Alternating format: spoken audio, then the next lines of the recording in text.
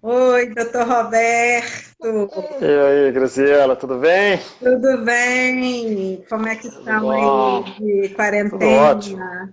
Que Estamos bom. aí pelejando, né? Pelejando, isso mesmo, mas vamos tocando o barco, né? É, sem dúvida. Então, estou aqui comentando com as pessoas, né, que a gente não tem escolha, é essa mesma opção, não tem opção, né? É o que está tendo no É o que momento, está então tendo. vamos levando aí para frente, né? É isso mesmo, é. Então é Tudo isso. bem.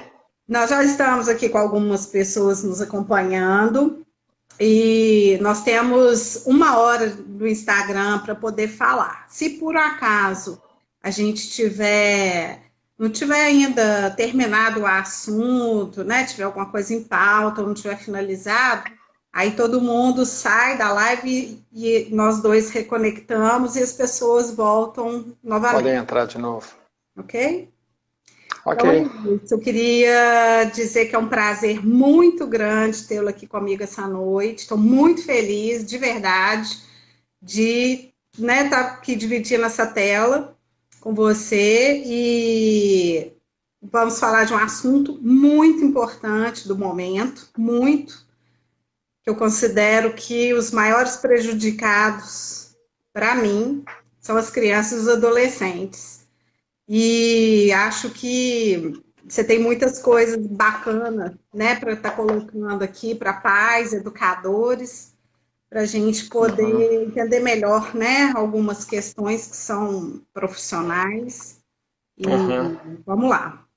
Gente, eu quero apresentar para vocês o Dr. Roberto Patrus, ele é psicólogo, doutor em filosofia. Eu vou ler o currículo dele, um currículo mais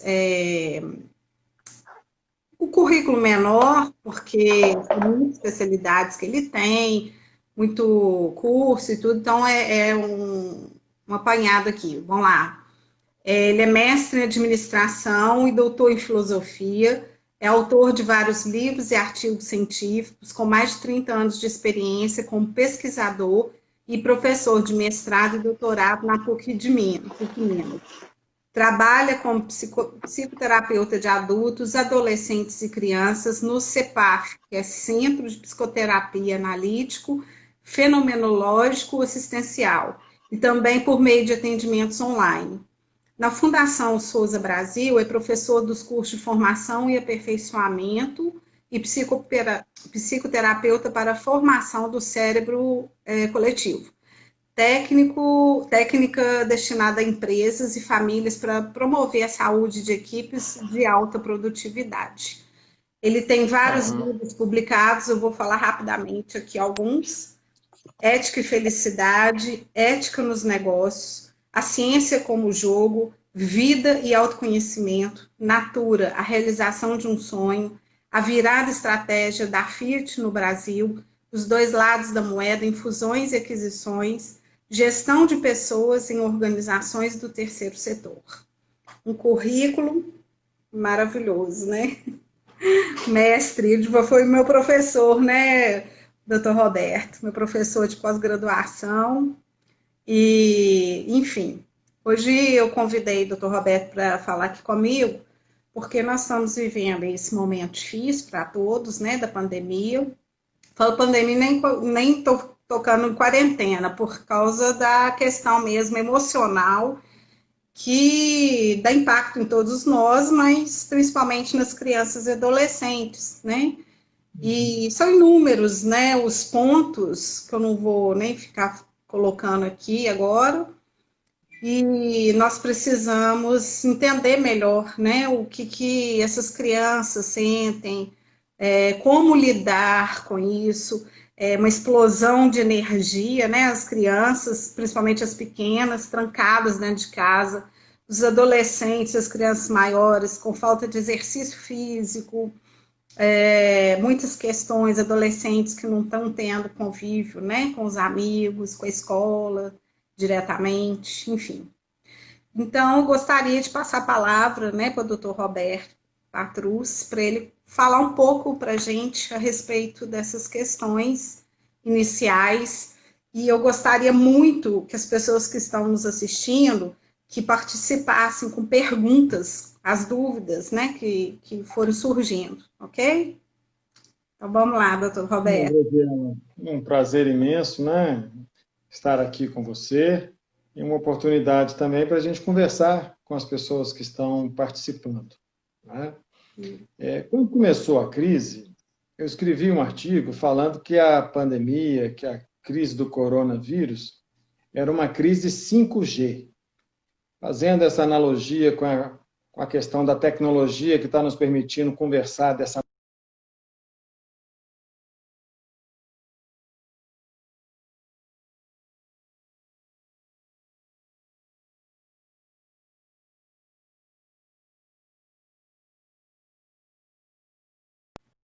Mas isso é normal, tá? Parece um pouco... Cortou um pouquinho essa conexão. Eu falei que a crise é uma crise grave e é o primeiro G do 5G.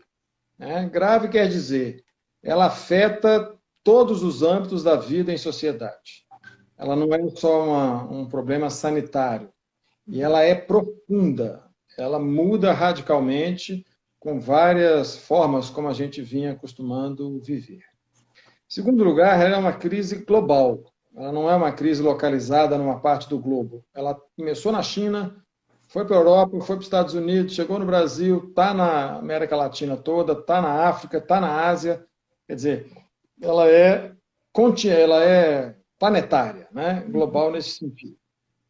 É uma crise geral, ela não é só uma crise de saúde, ela é uma crise que afeta a economia, ela é uma crise que afeta a vida da família, ela é uma crise que afeta a política, porque as posições a respeito dela vão ser diferentes e isso agudiza, né, os conflitos políticos. Então, ela também é uma crise geral. E eu faço duas analogias para completar o 5G. Ela me lembrou, no início, muito a greve dos caminhoneiros. Você lembra da greve dos caminhoneiros? Foram 3, 4, 5, 10 dias, aquela paradeza, porque não chegava mantimento. E a gente está vivendo algo muito parecido, com a vantagem de ter supermercados e não faltou abastecimento para nada.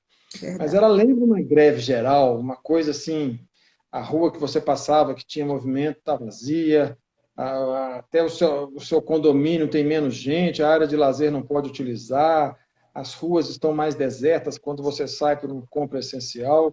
Então, ela lembra uma greve. E outra, o quinto G, ela lembra um estado de guerra. Nós não vivemos guerras. Mas todos os filmes que eu vejo de guerra, há uma diminuição das pessoas, os homens vão para os exércitos, né, vão para a fronte de batalha, e há uma desorganização da vida social. E a gente está vivendo essa desorganização. Então, não é pouca coisa o que a gente está vivendo. Assim, é algo que vai para os livros de história. E se a gente entender o tamanho da crise, eu acho que aumenta um pouco a nossa tolerância. Um adolescente, quando tiver a compreensão de que ele experienciou uma coisa que os filhos dele vão assistir, e vão ler e vão estudar nos livros, talvez ele tenha pelo menos uma curiosidade de adolescente para entender esse fenômeno. Porque é um fenômeno extraordinário. Eu diria que nós estamos vivendo algo que a humanidade não viveu ainda. E, é claro, a repercussão disso nas famílias é muito grande. E essa repercussão, eu considero, Graziela, assim, tudo que eu tenho visto dos pais, das escolas promovendo esse tipo de conversa, é falando dos problemas. É a tampa da privada que esqueceu em pé, e aí tem briga, é a falta de tolerância, porque o homeschooling está competindo com o home office, e a internet está ruim. Quer dizer, isso não mudou, isso apenas exacerba. Essa crise exacerba a qualidade da educação que as pessoas têm. Quando as pessoas são mal educadas, e é o que a gente vê na maioria das casas, a crise traz essa falta de educação à tona. Quando as pessoas são bem educadas, a velocidade da adaptação a essa crise é maior. Porque as pessoas são capazes de, assim, acelerar a aceitação dessa mudança radical. Quando a pessoa não é educada, o tempo de negação do problema é maior e a tendência é atribuir ao outro a origem das suas próprias dificuldades. Sim. E isso exacerba muito, né, os conflitos, porque é uma transferência de responsabilidade, uma culpabilização do outro, que vai tornar a convivência realmente mais conflitiva nas casas. Eu diria assim, são fases. A primeira fase, quando começou, é a fase do susto. Geralmente, quando surge uma novidade muito grande na vida do ser humano, a reação orgânica é de choque. E o choque é uma defesa, porque o choque nos paralisa, dá uma sensação assim de anulação do raciocínio, e o choque nos permite assim, nem lembrar do que aconteceu, porque a gente fica tão... Fiquei chocado, né? Anestesiado, né? Falou uma palavra boa. Dá uma anestesia que nos protege da dor. Né? É uma defesa mesmo. Então, essa é a fase do choque. E junto com essa anestesia vem uma limitação, inclusive, da capacidade de pensar. Sim. Há uma pane no raciocínio. Depois que a gente recupera um pouquinho desse transtorno, a segunda fase é o medo. Nossa, mas foi muito ruim sentir aquilo. E se não passar? E se demorar? E se eu não voltar a ganhar dinheiro? E se a escola não reabrir? Aí você começa a ter medo. O medo em relação ao choque é uma evolução. Sim. Porque o choque, você pergunta assim, por que você está mal? Você fala, não sei, eu estou mal pra caramba. Eu não sei por que eu estou mal. Tudo bem? Não, estou mal. Mas por quê? O que aconteceu, cara? Você está empregado, sua família está bem, ninguém está doente, está tudo bem, você mora em casa própria, você não está devendo nada. Não sei, estou mal. Então, é uma sensação de angústia. O medo é uma evolução porque você tem objeto. Estou com medo de quê? De não conseguir pagar o aluguel mês que vem. Estou com medo de quê? Dos meus clientes não me pagarem. Eu estou com medo de essa crise não passar logo. Então, o medo já tem um objeto. E quando o medo é real, e aí eu acho que não ter medo é alienação, meus clientes chegam no consultório, agora um pouco menos, mas chegavam com muito medo de pegar o vírus. Existem três tipos de medo, vamos falar de dois. Um é o medo real. Quando a pessoa tem um medo real, ele é muito útil e muito bem-vindo, porque ele te leva a tomar providências. Então, quer dizer, eu tenho medo de visitar uma ala de tratamento de Covid no hospital. É um medo muito racional, porque a gente respira muito próximo, pode ser que a máscara não proteja. Então, é um medo real. E quanto mais medo eu tiver, mais eu vou me prevenir. Vou usar todos os aparatos, vou manter distância, né? Não vou levar a mão na boca, né? Porque o vírus se pega indo em direção aos nossos buracos, né, do rosto, né? Nariz, boca e olhos. Então, eu tenho que ter todo cuidado. Existe um outro medo, que é chamado medo neurótico, que é o medo fantasioso. Tá? Eu estou com medo do vírus me passar eu estou a 4 metros de distância e eu tenho medo da pessoa tossir lá a 4 metros e eu ter pegado o vírus. Não vai pegar. Né? Quer dizer, isso não faz parte do conhecimento que nós temos sobre a transmissão. O terceiro medo, que é mais raro, que é o medo psicótico. Eu estou com medo da imagem que eu vi na televisão transmitir o coronavírus para mim. Aí ele já é completamente fantasioso. Né? O medo neurótico, se você corrige o raciocínio e dá a informação correta, ele desaparece. Então, é uma pena que a gente não tenha informado melhor as pessoas. Né? Então, com as crianças e os adolescentes, a informação é muito valiosa. Eu fiz uma entrevista com um filho de uma cliente, ele tem 8 anos. A mãe é enfermeira e trabalha com técnicas respiratórias diretamente no Covid. né, no Hospital de São Paulo.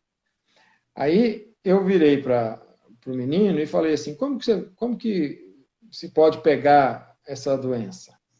Ele falou assim, a gente pode pegar se entrar nos buraquinhos que a gente tem.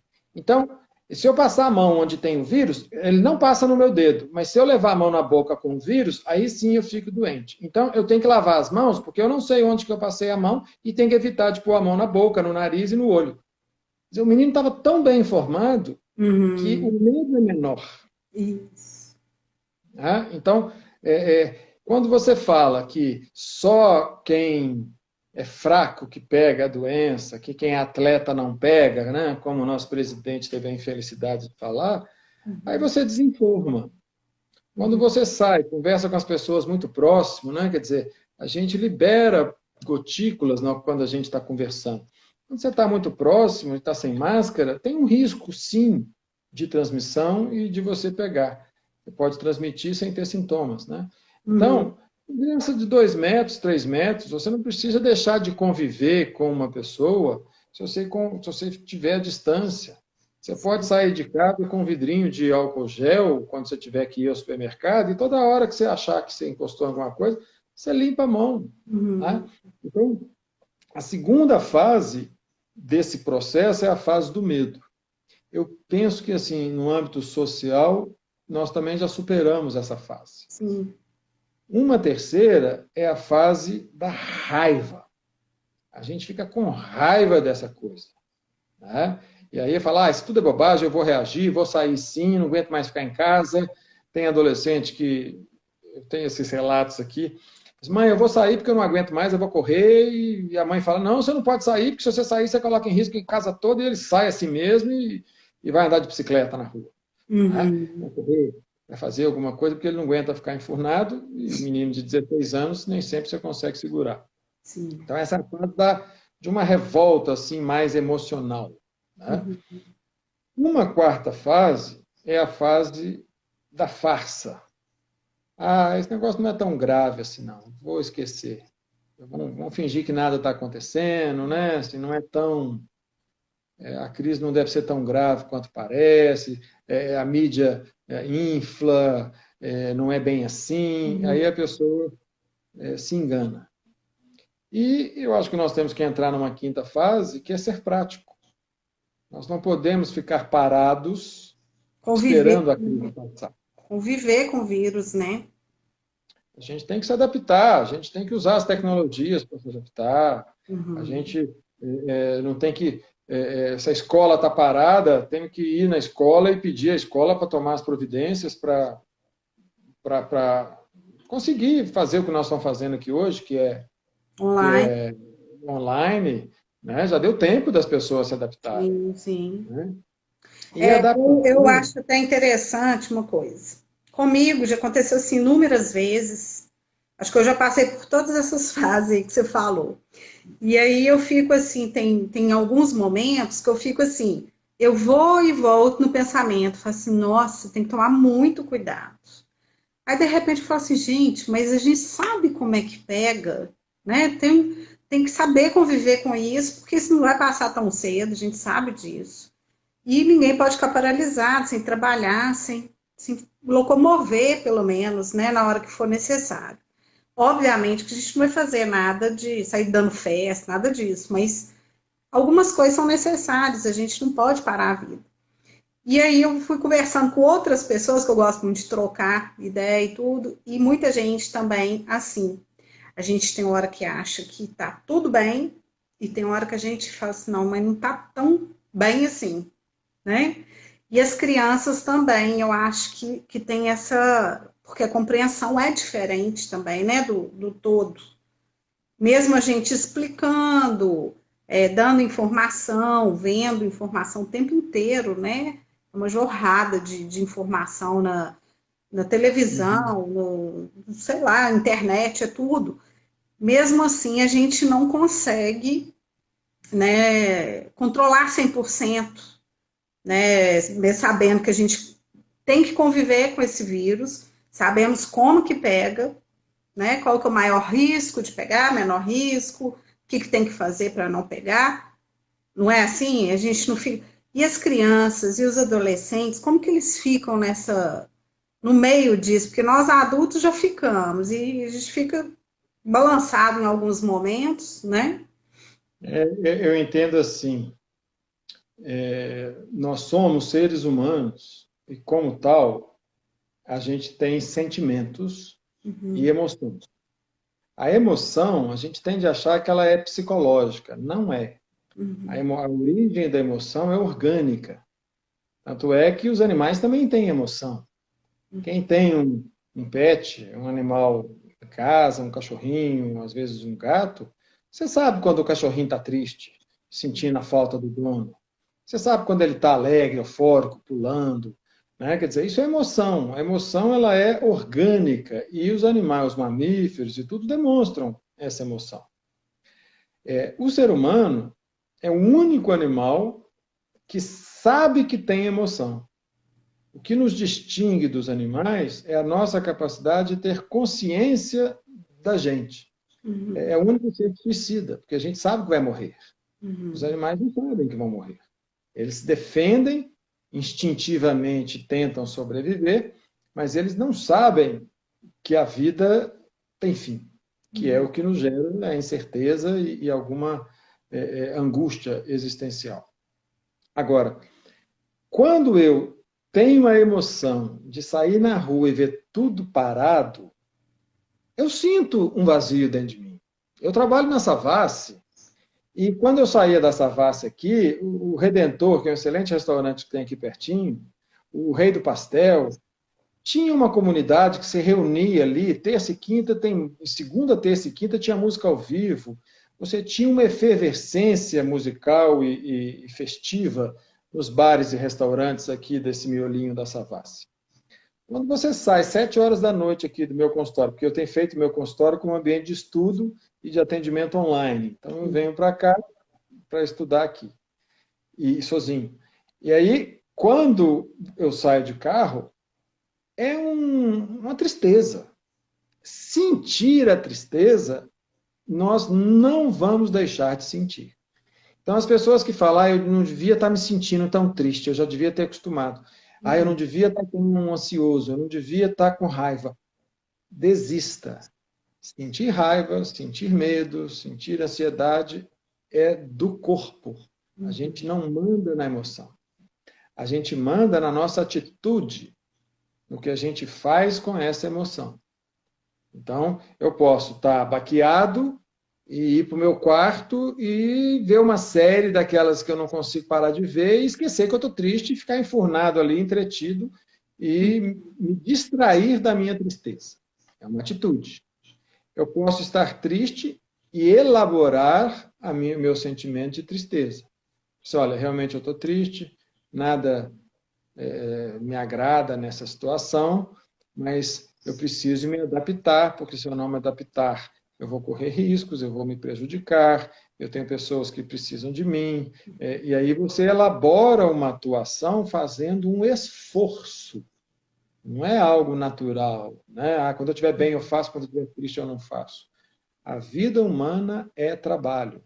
Então, a pessoa madura, ela elabora esse esforço para fazer algo positivo em função do que ela deseja. Ela programa a atuação para ter o retorno que ela deseja. Até 3 anos de idade, a criança é incapaz de pensar sobre o que está acontecendo.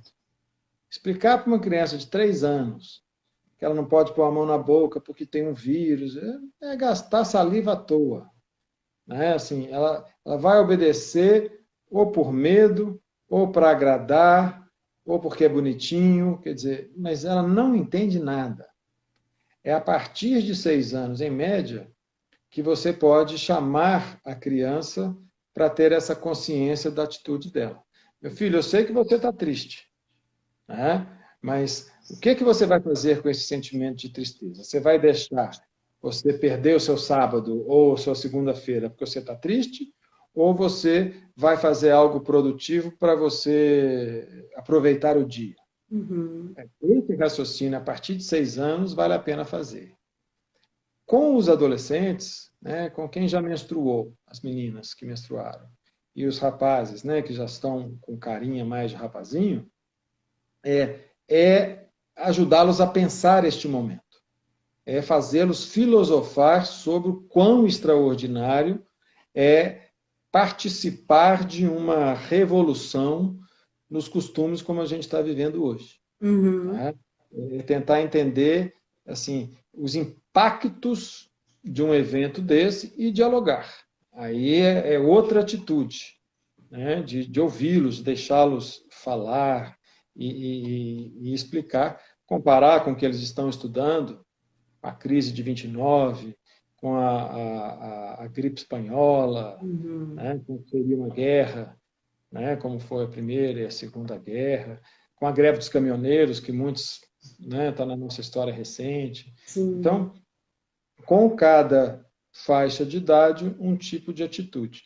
Mas sempre, se você não conhece como é que funciona esse esquema evolutivo, você vai exigir do filho posturas que ele não é capaz de ter. Então, a própria ignorância, né? Outro dia me falaram assim, eu virei mãe e não tem manual para ser mãe, né? A gente compra um carro, tem um manual. A gente compra televisão, tem um manual. Educar não tem manual. Eu digo, para como educar, não, porque as situações são novas. Mas você tem conhecimento da medicina, da psicologia, da sociologia para explicar como que funciona aquele ser humano.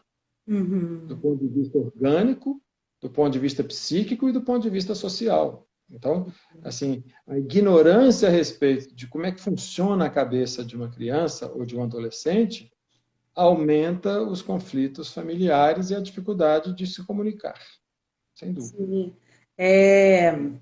Esses combinados, né, tentar manter uma rotina, eu acho que é muito saudável para as pessoas, né? A gente já está até um tempo grande aí parado, né? Parado na quarentena, mas eu acho que esses combinados são maravilhosos, porque se de segunda a sexta, pelo menos, a gente tiver uma rotina de horário para acordar, horário para comer, horário para estudar, horário da aula, eu acho que começa a ficar muito perdido, principalmente para as crianças e adolescentes, não é isso?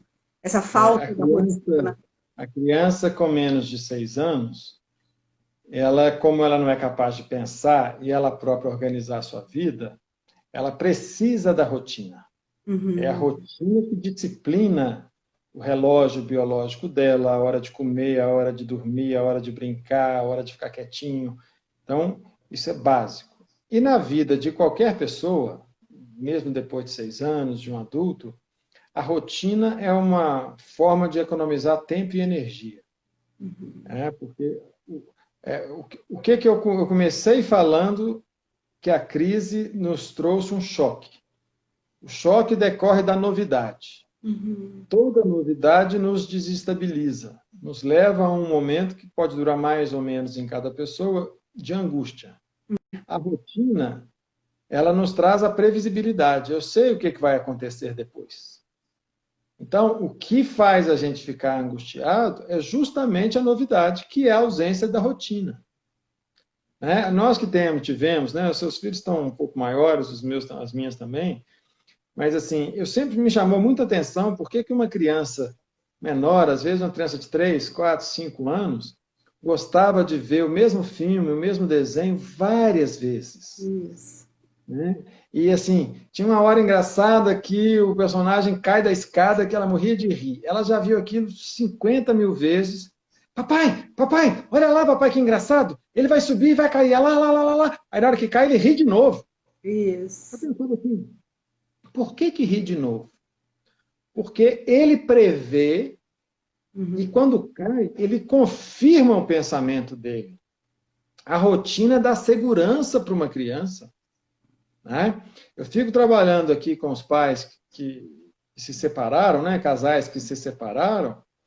Eu falo com eles assim, na sua casa, quando você tem a guarda, crie para o seu filho uma rotina quando ele está com você.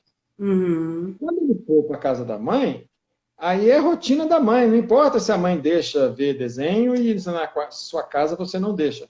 Mas a rotina na sua casa tem que ser previsível. O que não Uhum. cabe, e eu vejo isso muito claramente, né, o impacto disso nas crianças, é o combinado é ficar segunda, terça e quarta na casa do papai, e quinta e sexta na casa da mamãe, e o sábado e domingo reveza, cada hora um. Só que o pai viaja, muda, na segunda ele vai para a casa da mãe, aí a natação que era pertinho mudou, porque aí ficou longe, quem levava não leva mais, a vida da criança fica um caos, porque os pais não dão para ela uma previsibilidade. Então, a rotina, ela é boa porque ela me faz prever. O Uhum. que aconteceu com essa crise da pandemia é que ela veio e quebrou a rotina de todo mundo. O que você fazia, você não faz mais. Você ia para a escola, não Uhum. vai para a escola. Você trabalhava fora, não trabalha mais. Você trabalhava num lugar, perdeu o emprego. Você está obrigado a fazer home office. O menino está obrigado a ficar em casa fazendo para casa no computador. Mudou tudo. Então, quando muda, você perde a previsibilidade. Qual que é o trabalho dos educadores? É criar uma nova rotina o mais rápido possível. Uhum. A palavra rotina, Graziela, eu gosto muito de estudar a etimologia, que é a origem das palavras. A palavra rotina vem de romper. Ruta, route, em francês, né? É uma palavra que significa, curiosamente, do verbo latino rompere, que dá origem à ruptura. Uhum. E o rompere, originalmente, era você quebrar, romper. Uhum. Então, de onde que veio essa palavrinha? Quando você está num campo e você quer atravessar um morro, não tem trilha. Uhum. Então, você pega um facão e uma boa bota e vai abrindo a sua trilha. Tum, tum, tum, tum. E de tanto que você passa ali, você começa a perceber que existe uma trilha. Aí você criou a rota Uhum. por aquele caminho, que ela não é natural. Quer dizer, não existe uma rota pré-determinada e pronta. Foi você que, de tanto passar lá, amassou a grama e Uhum. virou uma rota, ou você foi no facão, foi rompendo e criando. Sensacional. Quando acontece a pandemia, é como se aquele caminho que você fazia todo dia deixasse de existir e você fosse jogado de paraquedas num outro terreno baldio, sem rota. Que lado que eu Uhum. vou? Uhum. Então, o trabalho é você ir criando uma rotina que você tem que ficar fazendo ela várias vezes para Uhum. depois você não ter que ficar quebrando toda hora. Mas ela é um romper, ela é um quebrar o matagal que está na frente. Porque aí na hora que você passa ali o tempo todo, já facilitou para você. A palavra traz essa riqueza, porque as pessoas ficaram esperando a crise passar e não criaram novas rotinas. Sim. Aquele que pegou a academia, levou a academia para dentro de casa e falou: vou fazer ginástica segunda, quarta e sexta, 7 horas da manhã, ele criou a rotina dele, ele liga lá o programinha dele e está lá fazendo o exercício dele 7 horas da manhã na sala de visitas. Quer Sim. dizer, ai, eu vou ter que fazer. Você faz, vai fazendo, vai fazendo, vai fazendo, e aquilo começa a ter uma previsibilidade de novo. Uhum. Então, é isso que eu acho que é uma boa recomendação para que as casas funcionem. É criar rotinas que permitam essa economia de tempo e de energia. Aí vem a história descabelando os pais das aulas online.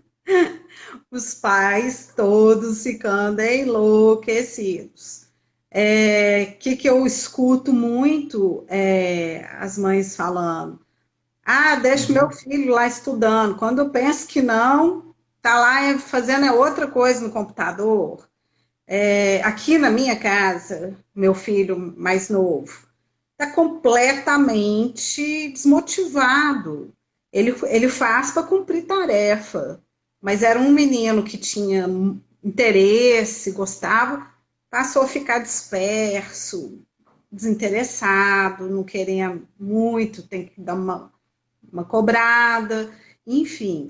realmente um mundo novo, né, para eles, para os professores. Eu vejo assim, até alguns pais ficando nervosos, né, com os professores, e em reunião online com a escola, eu coloquei isso, falei, gente, tem que ter um pouco de paciência, porque é mundo novo para todos, né? Os professores também estão tendo algumas dificuldades em adaptar a essa nova situação.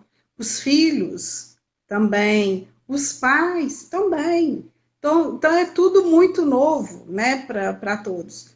E os adolescentes, eu vejo assim, eles têm feito, né, muita roda online, né, e fazem jogos, e fazem música, jogo mesmo, né, de videogame online, estudam online, juntos, o máximo que eles conseguem agrupar online, eles estão tentando, né, mas mesmo assim, como que faz falta, né, a convivência presencial para essas crianças e adolescentes, principalmente. Por isso que lá no início eu coloquei que eu acho que os maiores prejudicados da situação são eles, as crianças e adolescentes. Mas são os que são mais... A criança ela tem uma capacidade de se adaptar Sim. incrível. Assim, quanto mais a pessoa ela depende da rotina, mais ela se desestabiliza quando a rotina é quebrada. Uhum. E a capacidade de adaptação é uma grande virtude, porque você imagina o seguinte, né? Você imagina que você vai passar umas férias na praia. Aí você chega na praia, tem água viva no mar. Uhum. E você não vai poder nadar no mar. Acabou a chance de mergulhar no mar, porque você fica com muito medo de... Toda hora tem uma criança chorando lá, indo para o atendimento médico por causa da água viva. Quanto maior a capacidade de adaptação, mais você vai usufruir de estar numa praia com calor sem poder entrar no mar. Então, se você puder compartilhar lá uma mangueira que tem lá numa casa própria, ou se você puder, vamos sair desse hotel aqui, ou sair dessa casinha que nós alugamos aqui, conversar ali para a gente ir para uma outra casa que tem mais água. Quer dizer, você vai criar alternativas para lidar. A minha experiência, tanto na minha vida, minha infância, quanto na experiência que eu vejo, né, eu com minhas filhas e minha mulher, as experiências mais felizes não necessariamente são as mais confortáveis. Quer dizer, você pode ter um pneu que furou e você fazer da experiência de um pneu furado que atrapalha um programa, uma experiência inesquecível de você ver o sol se pôr na estrada porque demorou para consertar o pneu. Uhum. Então, essa capacidade de adaptação, ela precisa ser ensinada. Uhum. Então, você disse que tudo mudou muito, mas, ao mesmo tempo, as pessoas são as mesmas. Uhum. Quer dizer, olha que oportunidade legal. Essa vigilância dos pais em relação ao para-casa das crianças, ela não faz o menor sentido, nem antes, nem durante, nem vai fazer depois da pandemia. Porque, a partir de 6 anos, você precisa ensinar para a criança a ter autonomia. Uhum. Como que uma mãe ou um pai pede o para-casa do filho e confere se está bem feito, e manda apagar e fazer de novo porque a letra está bagunçada. Quer dizer, você não está dando ao filho a autonomia de pagar o preço de ter uma letra bagunçada, porque se a professora olhar isso para casa, ele tem que aprender a lidar com essa professora. Não comigo, meu papel é de pai e de mãe. Sua letra está bagunçada, vai ter consequência para você. Né? Mas eu não tenho que mandar apagar e ficar conferindo. Eu conheço uma pessoa que estuda tanto com os filhos que se ela fizesse o Enem, ela passava em primeiro lugar.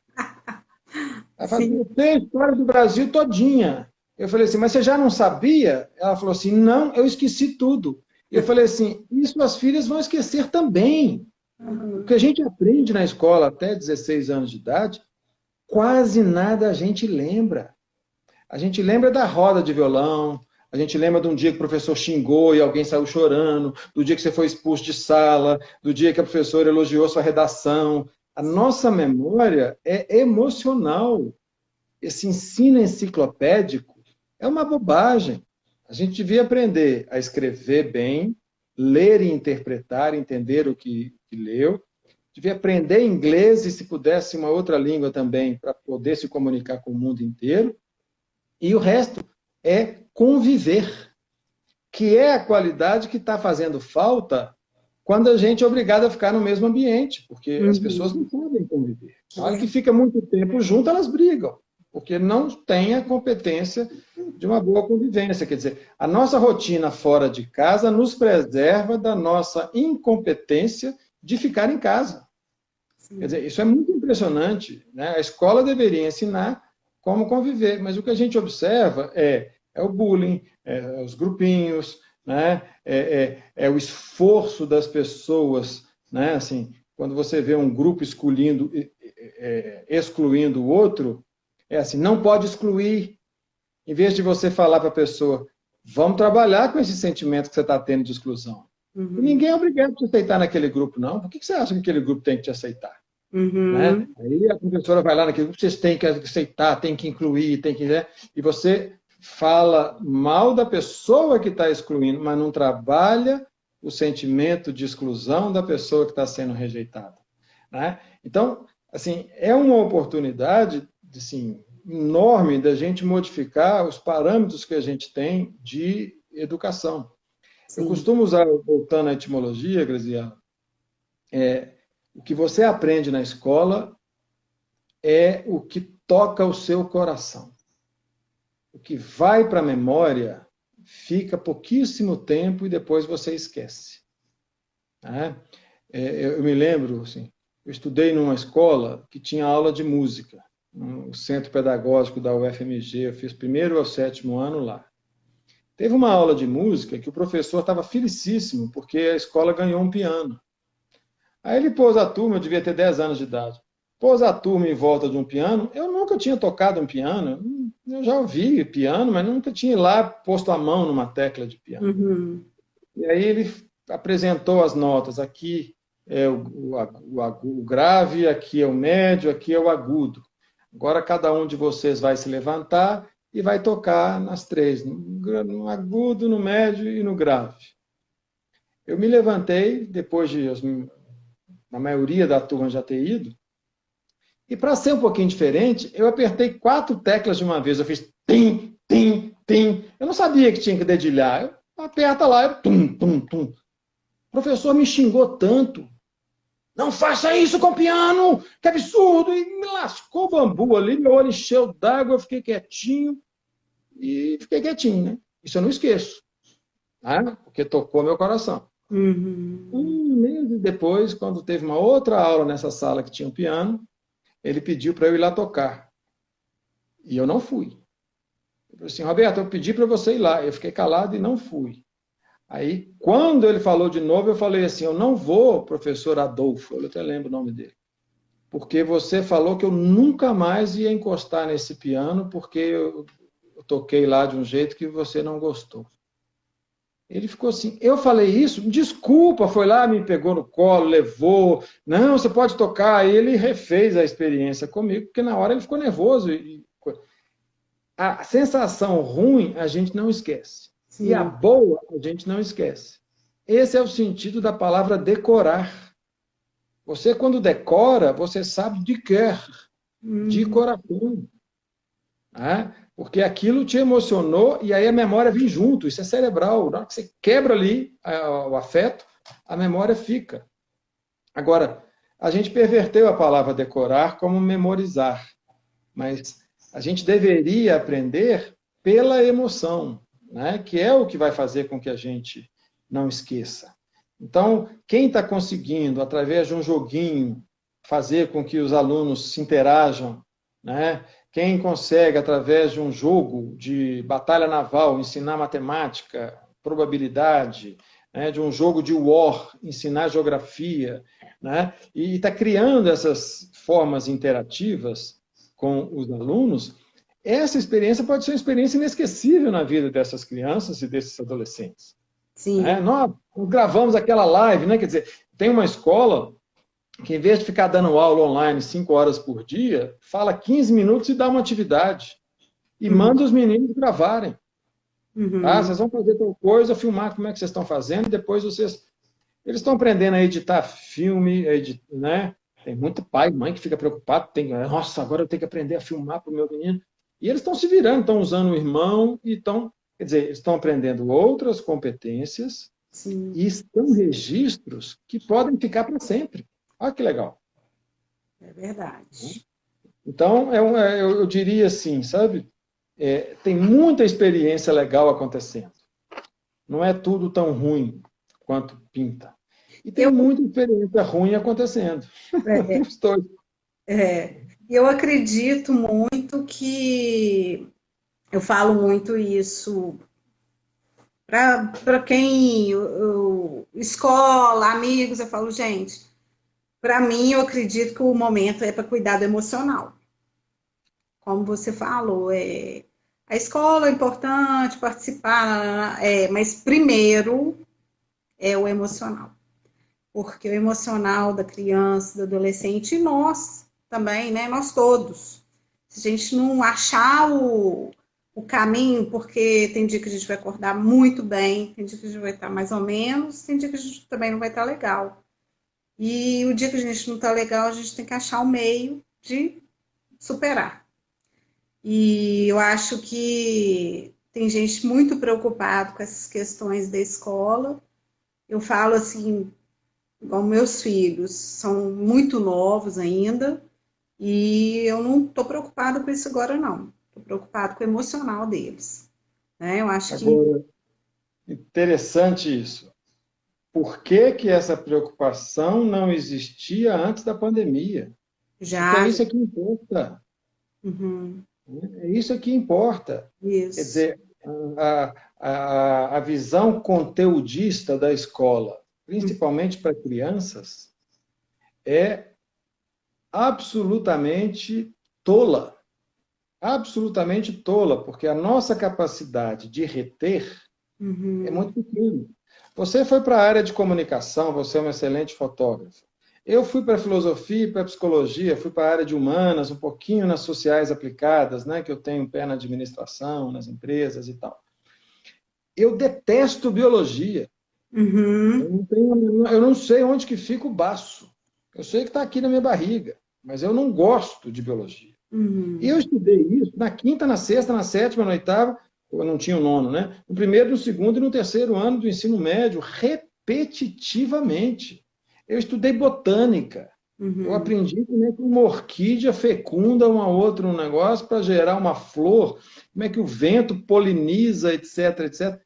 Quer dizer, aqueles nomes daquelas estruturas, isso não tem a menor importância para mim, e o dia que tiver, eu vou pegar o Google e vou lá, eu vou ver o conceito, eu vou em imagens e vejo a foto, ainda acho um negocinho legal no YouTube para me explicar ali com uma filmagem ali do que eu preciso. Isso não é mais necessário. Acabou. Né? E a gente não lembra. O que a escola tem que fazer ao dar esses conteúdos é despertar a curiosidade. Sim. Então, eu me lembro muito bem do dia que nós cortamos um sapo no laboratório, lá para saber como é que era dentro dele. Né? Teve gente que apaixonou, teve gente que teve nojo, teve gente que foi indiferente. Isso ajuda a despertar um pouco da sua vocação. Né? Eu descobri minha vocação quando eu fui eleito num dia lá no Colégio Dom Silvério, onde eu estudei, que nós fizemos um festival do sorvete para atrair as pessoas para a eleição do Grêmio, que foi no sábado à tarde. O Grêmio não existia, a gente criou o Grêmio, aprendi a fazer estatuto junto com os diretores da escola e o grupo de alunos que queria renascer o Grêmio. Teve uma eleição, fizemos um festival de sorvete que vendeu muito mais sorvete do que a gente imaginava. A gente ter que pedir um pai para ir lá na sorveteria buscar mais sorvete, porque tinha acabado e a gente não queria parar de vender os bilhetes para sorvete. Quer dizer, aquele dia eu falei assim, eu quero viver isso na minha vida, eu quero ter essa organização. Eu tinha 15 anos. Quer dizer, isso eu não vou esquecer nunca. Quer dizer, o espaço da escola é um espaço para que você se conheça, para que você saiba o que te agrada, o que te desagrada, para que você saiba a causa do que te desagrada, a causa do que te agrada. Deveria ser um lugar de formação. Nós transformamos as escolas em um lugar de informação. A escola deveria estar, na educação infantil, muito mais atenta ao emocional do que ao conteúdo. Não é por causa da pandemia que a gente tem que dar mais atenção ao emocional, porque a construção da autoestima se dá nessa fase. Né? Eu vejo como que os pais castigam, como que as escolas e os professores castigam. Quer dizer, como que você vai dar autoestima para uma criança se ela cresceu aprendendo que ela fez errado e é punida por isso? Como é que ela vai gostar dela se o pai não gosta e falou, você deixou o papai triste? O pai falar isso para um filho, como é que um filho vai ter autoestima? Né? Isso é que é educar.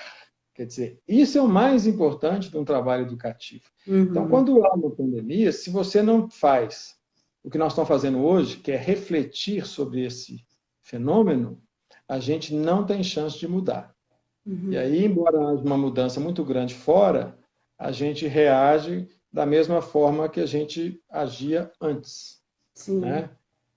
E não aprende. Aí perde uma oportunidade grande de aprender. Roberto, eu vou te convidar para a gente desconectar e conectar novamente. Nosso tempo está quase esgotando. E eu vou convidar todos que estão aqui conosco para entrar na live novamente. E não deixe de entrar, porque nós vamos estar falando de um curso online, a Arte de Educar, que o Roberto vai estar explicando para a gente aqui na live. Imperdível, gente. Vamos voltar na live e trazer essa conversa, continuar aqui que nós estamos colocando e fazer um fechamento depois com o curso online, ok? Eu vou sair aqui, aí eu reconecto, você entra e eu te chamo novamente, tá bom? Isso. As pessoas já estão retornando e eu quero fazer uma apresentação, pedir para você fazer uma apresentação também depois no final. E a respeito desse curso online. Mas o que a gente estava falando aqui, né, é muito importante, eu acho, para essa questão desse momento diferente que estamos vivendo e tendo que readaptar, né? E qual a maior dificuldade que você tem percebido, né, com a sua experiência de consultório, que as famílias estão vivendo em relação às crianças e adolescentes e a escola também? Que eu acho que está sendo um grande desafio em casa para os pais. Alguns pais que eu ouço não estão sabendo lidar com a situação. Eu vejo até assim, porque eu acho que essa geração tem muita questão da falta de limite, e aí quando essa falta de limite fica trancada, né, a família dentro de casa, fica pior ainda, né? Então, eu queria que você falasse um pouquinho a respeito disso. É curioso, né, Graziela? Porque a palavra é isolamento, é distanciamento e fique em casa. Na hora que você traz para dentro de casa, em casa o que existe é proximidade e as pessoas ficam mais próximas. Então, a dificuldade de conviver, de viver com, fica maior quando você tem menos espaços em que você diversifica os seus relacionamentos. Né? Eu diria assim, nós vivemos uma cultura no Brasil, acho que em outros países também, o latino, ele valoriza muito a intimidade. A gente tende a ser muito íntimo das pessoas. Né? Eu vejo como que um japonês cumprimenta um outro japonês. Ele se inclina e ele não encosta a mão. Nós vamos lá, dá um tapinha no ombro e se conversou 10 minutos, no final a gente dá um abraço. A gente é mais íntimo, né? Assim, a gente é menos cerimonioso com as pessoas, a gente tem mais intimidade. Uhum. A intimidade é um problema. A intimidade é algo que a gente deve evitar, porque ser íntimo é entrar no espaço sagrado do outro. E aí é bom a gente ter um certo cuidado, porque o que você faz intimamente, geralmente, ou você faz entre quatro paredes, e, se for levar para o lado sexual, somente com uma pessoa, mesmo assim, entre quatro paredes também. Né? Uhum. Então, a dificuldade é que as pessoas não sabem viver cerimoniosamente. Né? A cerimônia é a celebração do respeito. Eu trabalhei 30 anos lá na Católica como professor, eu participei de inúmeras cerimônias de formatura. E algumas formaturas eram um festival de falta de educação, porque os pais levam balão, apito, e na hora que fala o nome da pessoa grita, na hora que alguém está discursando, fica lá, fulano, você é lindo, não sei o quê, como se estivesse num estádio de futebol. E a colação de grau é uma cerimônia de colação de grau. E ela é organizada por um cerimonial. Vai um locutor, agora vai falar o reitor que vai abrir a cerimônia. Agora eu vou convidar aqui o orador da turma. Agora vou chamar a aluna tal para fazer homenagem aos pais. Agora vou chamar o paraninfo. Quer dizer, existe um cerimonial que dá limites para aquele evento. E que faz com que o evento seja bonito. Porque tem a hora de soprar o apito, tem a hora de estourar o balão, tem a hora de gritar, tem a hora de fazer silêncio. Quer dizer, a cerimônia permite isso, porque é uma festa, né? Quer dizer, é uma cerimônia festiva. Quando você é muito íntimo, você não respeita. Então, aquela família que está homenageando a Patrícia, quer dizer, não é só na hora que fala o nome que ela grita, não. Ela grita Patrícia a cerimônia inteira. Estoura balão a cerimônia inteira. Quer dizer, ela acha que ali só existe a Patrícia. Essa dificuldade que a gente vê, estou dando um exemplo da colação de grau, porque assim, a católica, felizmente, disciplinou isso e já não permite mais esse tipo de coisa. Eu fui numa formatura do IBMEC, que foi uma celebração da falta de educação. Eu fiquei impressionado. Assim, algo para nunca mais eu querer ser convidado para uma colação. Porque as pessoas não se respeitam. A pessoa está falando, está todo mundo gritando, assim, não tem, assim, melhor fazer a festa de uma vez, não precisa de cerimônia de colação. Então, quando não existe essa noção de cerimônia, a convivência sempre vai ser uma convivência conflitiva, porque não há respeito. E se não há respeito, vai haver conflitos. Né? Então, eu diria assim, a crise exacerba a realidade. Ela traz à tona aquilo que não está legal e, se você tiver adaptabilidade e inteligência, ela acelera as mudanças. Né? As empresas tiveram que fazer isso com o delivery, tiveram que fazer isso com a informatização. Quer dizer, eu conheço um salão de uma cliente minha, ela é cabeleireira, né, e dona de um salão. Ela falou assim, a minha vida mudou o dia que meu marido ficou desempregado e foi trabalhar no meu salão. Eu falei assim, por quê? Porque ele não tinha emprego, aí ele foi para o meu salão e ele informatizou o meu salão. Então ele fica com o celular o tempo todo, batendo foto das clientes, mostrando o penteado, pegando o celular das clientes, fazendo um Instagram. Depois disso, o sucesso que eu tenho, eu tenho uma rede fenomenal. Então, quer dizer, essa pessoa, com certeza, ela já não é mais minha cliente, mas há muito tempo, com certeza, ela, numa situação dessa, ela não perdeu os clientes, porque ela sabe o telefone de todo mundo e ela está em contato.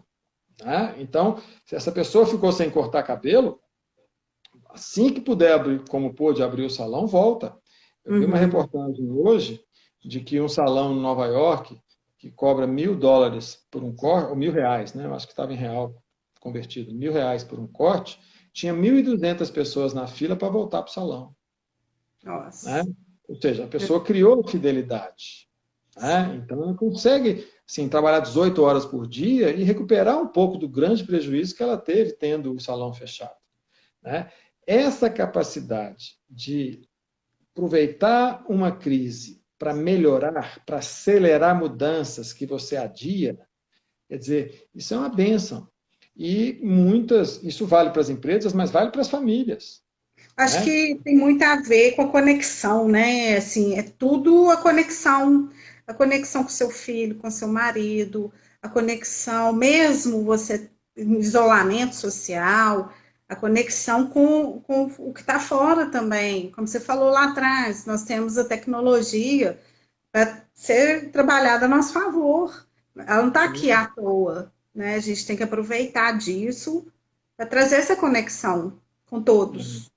E essa conexão dentro da casa da gente, eu acho que ela é fundamental. Tá de olho, assim, hoje meu filho não está muito falante, está mais quieto. Vamos lá, o que está acontecendo? Né? Tentar fazer o balão esvaziar, sei lá, criar, vão chamar, vão animar aqui um pouco, vão trazer uma alegria. O que você quer comer de gostoso?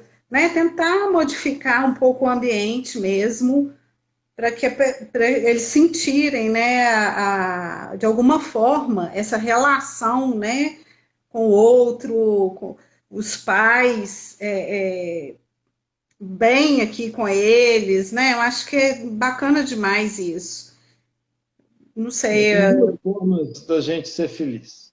Uma forma é quando o ambiente à nossa volta é harmônico, e a gente aproveita esse ambiente e fica harmônico.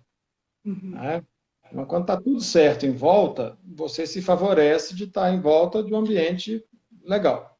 Qual que é o problema disso? O dia que o ambiente mudar, você desmorona.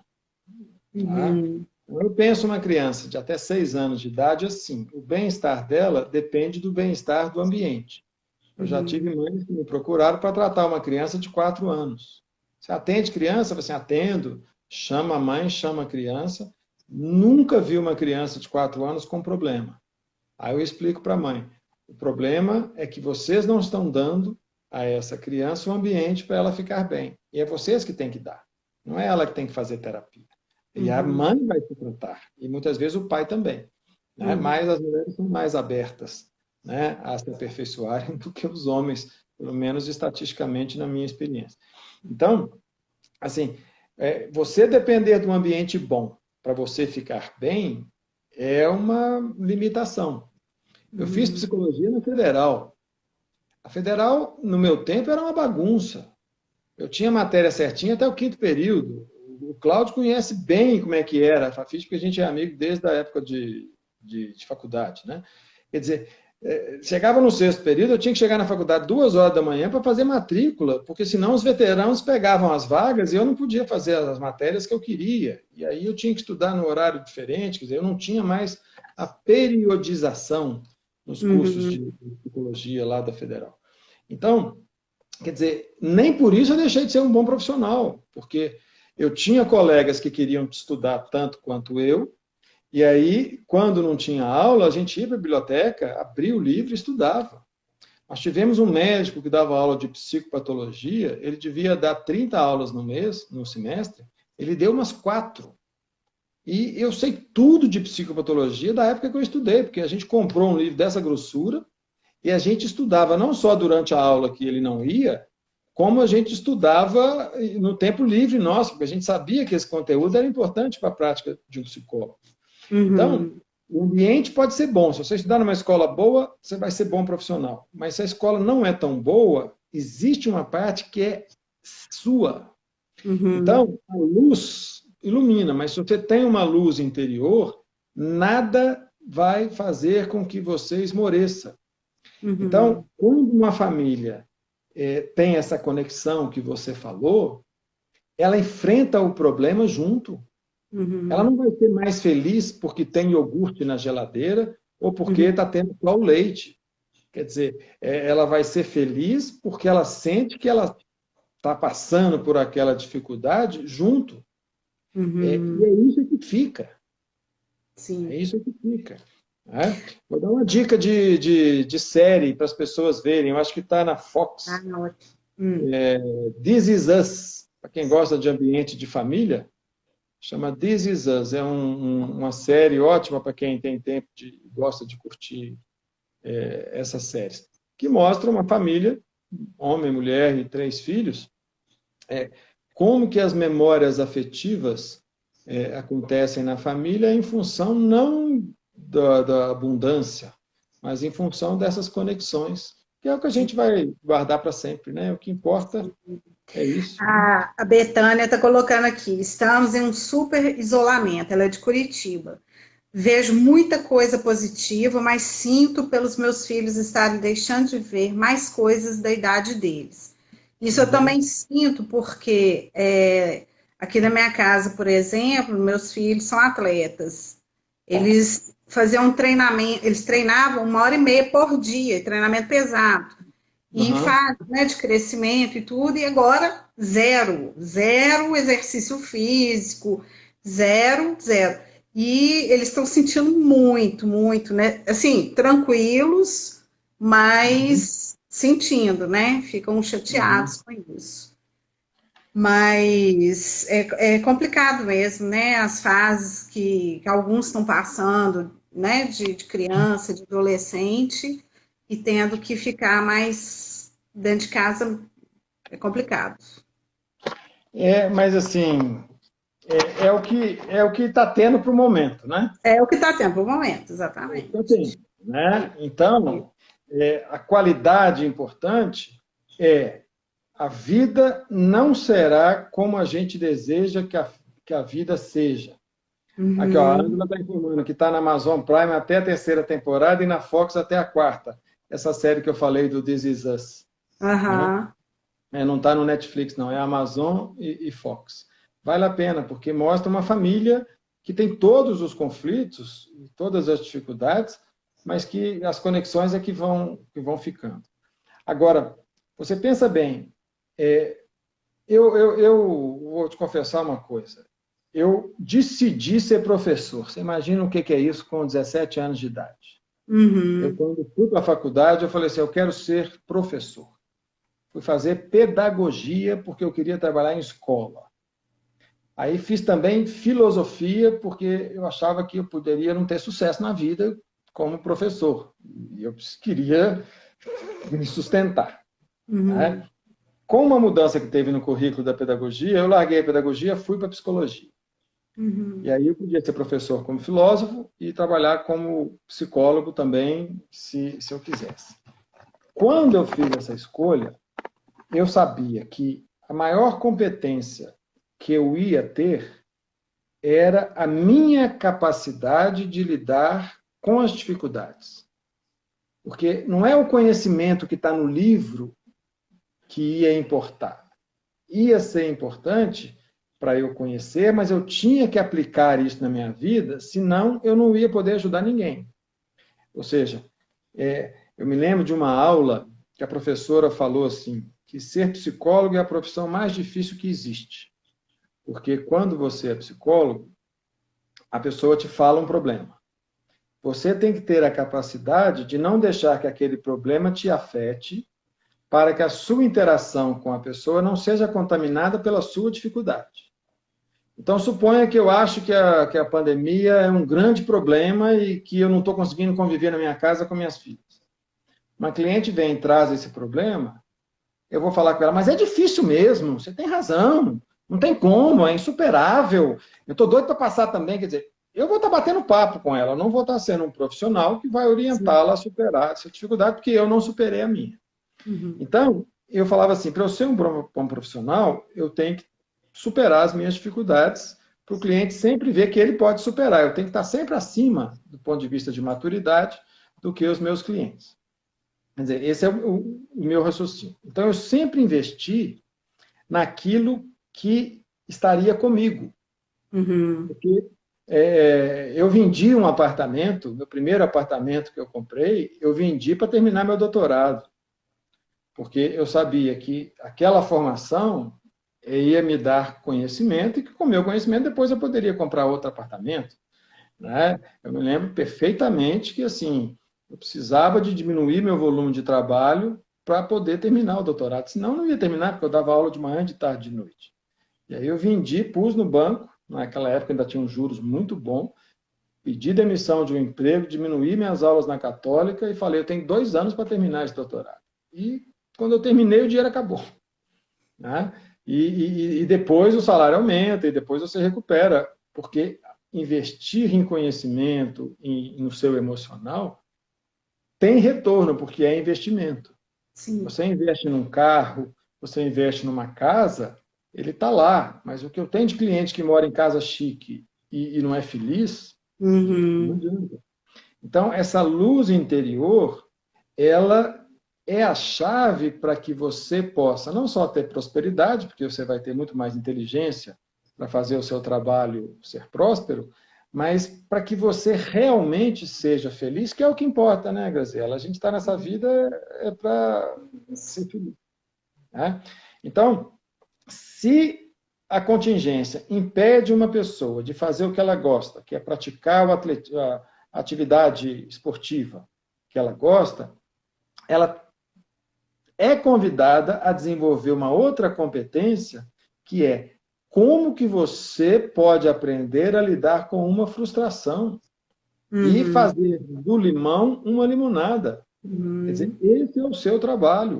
O trabalho é que você, vamos dizer assim, eu estou vendo lá em casa minhas filhas fazendo exercício na sala de visita. E perdendo peso. E cantando, estudando, né? Assim, e tá cheio de programinha aí que você usa o sofá, você não precisa nem de comprar nada para fazer, nem elástico você precisa comprar. Quer dizer, essa possibilidade de ser criativo e não perder a forma é que eu acho que assim os jovens podem ser incentivados. Sim, Sabe? sim. Eu lembrei de um evento aqui, eu tinha acho que eu tinha 16 anos, e eu estava dentro de um ônibus, e eu vi um sujeito numa cadeira de rodas vendendo bala no sinal. Passou no ônibus assim, balançando uns chicletes, assim, um Mentex, né? Olha a bala, isso aqui. E eu vi o muque dele, ele tinha um músculo no braço, de tanto que ele... E na hora que ele voltou, assim, que o sinal estava abrindo, ele levantou a roda da frente, foi rápido assim, eu falei, pô, o cara é bom na cadeira de roda. E eu fiquei admirado com a força de vontade que ele tinha. O cara paraplégico, sem mexer perna, mão forte e se virando. E aí eu pensei, se um dia eu ficar paralítico, eu vou ter a mesma garra desse cara. Eu vou fortalecer meu braço, eu vou ser forte, porque mesmo sem eu poder andar, eu vou me virar. Eu saí, sentado no ônibus, eu estava sentado. Eu fiquei tão assim, nossa, que estímulo que esse cara está me dando, que exemplo. Na hora que eu levantei para puxar lá o sinal, a cordinha do sinal, para descer, e eu levantei, eu desci os degraus do ônibus, eu pensei comigo assim, Graziela, eu não preciso de ficar paralítico para ter a garra que esse cara tem porque perdeu a perna. Eu vou começar a minha garra hoje. Eu cheguei em casa, eu comecei a escrever com a mão esquerda. Eu não preciso perder a mão direita para eu aprender a escrever com a mão esquerda. Né? Eu hoje consigo escrever meu nome com a mão esquerda, porque eu treinava tanto escrever, só o nome, né? Porque eu também não treinei tudo. Mas quando eu comprei meu primeiro computador, eu aprendi a usar o mouse com a mão esquerda. Eu sou ambidestro para o mouse. Porque eu falei, não, se eu estiver no computador com o mouse do lado esquerdo, eu posso escrever enquanto eu estou com o mouse. Então, deixa eu aprender. Não sabia nem com a mão direita, nem com a mão esquerda. Eu aprendi com a mão esquerda. Quer dizer, a gente não precisa ficar doente para ter garra. Sim. A gente não precisa de perder um familiar de Covid para a gente ver o que tem valor. É só pensar nas famílias que estão perdendo aí mais de 52 mil pessoas que estão sofrendo e que não tem mais essas pessoas em casa. A gente não precisa de ficar lamentando que não está podendo fazer exercício físico porque é atleta. Quer dizer, você poderia ter quebrado o joelho e não está fazendo porque quebrou. Um atleta, ele se contunde. Né? E você está inteiro. Quer dizer, a forma de ver o problema faz você aproveitar da crise para crescer. E com essa meninada, esse tipo de papo que a gente está tendo, eu tenho a impressão que ajuda muito, porque o jovem é aberto para esse tipo de coisa. O jovem gosta de desafio, o jovem, naturalmente, ele filosofa, né? Então, assim, não podemos estar no mesmo nível que os nossos filhos, né?